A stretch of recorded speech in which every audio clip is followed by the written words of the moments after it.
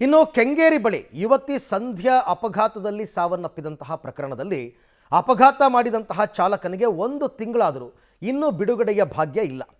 ಮೊಟ್ಟಮೊದಲ ಬಾರಿಗೆ ಅಪಘಾತ ಪ್ರಕರಣದಲ್ಲಿ ಜಾಮೀನಿಗಾಗಿ ಹೈಕೋರ್ಟ್ ಮೊರೆ ಹೋಗಿದ್ದಾನೆ ಆರೋಪಿ ಧನುಷ್. ಸೆಷನ್ಸ್ ಕೋರ್ಟ್ನಲ್ಲಿ ಧನುಷ್ ಜಾಮೀನು ಅರ್ಜಿ ವಜಾ ಬೆನ್ನಲ್ಲೇ ಹೈಕೋರ್ಟ್ ಮೊರೆ ಹೋಗಿದ್ದಾನೆ. ಸಾಮಾನ್ಯವಾಗಿ ಅಪಘಾತ ಪ್ರಕರಣದಲ್ಲಿ ಸ್ಟೇಷನ್ ಬೇಲನ್ನು ಕೊಡಲಾಗುತ್ತೆ. ಒಂದು ವೇಳೆ ಬಂಧನ ಆದರೂ ಮ್ಯಾಜಿಸ್ಟ್ರೇಟ್ ಕೋರ್ಟ್ನಲ್ಲೇ 1-2 ದಿವಸದಲ್ಲಿ ಬೇಲ್ ಸಿಕ್ಕಿಬಿಡುತ್ತೆ.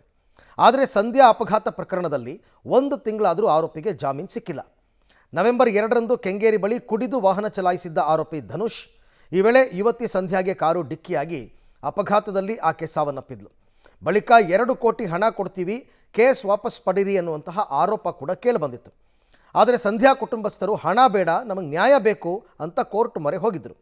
ಸದ್ಯ ತನಿಖೆ ಮಾಡ್ತಾ ಇರುವ ಕೆಂಗೇರಿ ಸಂಚಾರಿ ಪೊಲೀಸರು ಕೂಡ ಆರೋಪಿಗೆ ಜಾಮೀನು ನೀಡದಂತೆ ಮ್ಯಾಜಿಸ್ಟ್ರೇಟ್ ಹಾಗೂ ಸೆಷನ್ಸ್ ಕೋರ್ಟ್ನಲ್ಲಿ ಆಕ್ಷೇಪಣೆ ಸಲ್ಲಿಕೆ ಮಾಡಿದರು. ಸದ್ಯ ಹೈಕೋರ್ಟ್ ಮೊರೆ ಹೋಗಿದ್ದು ಅಲ್ಲಿಯೂ ಆಕ್ಷೇಪಣೆ ಸಲ್ಲಿಸೋದಕ್ಕೆ ಪೊಲೀಸರು ಮುಂದಾಗಿದ್ದಾರೆ.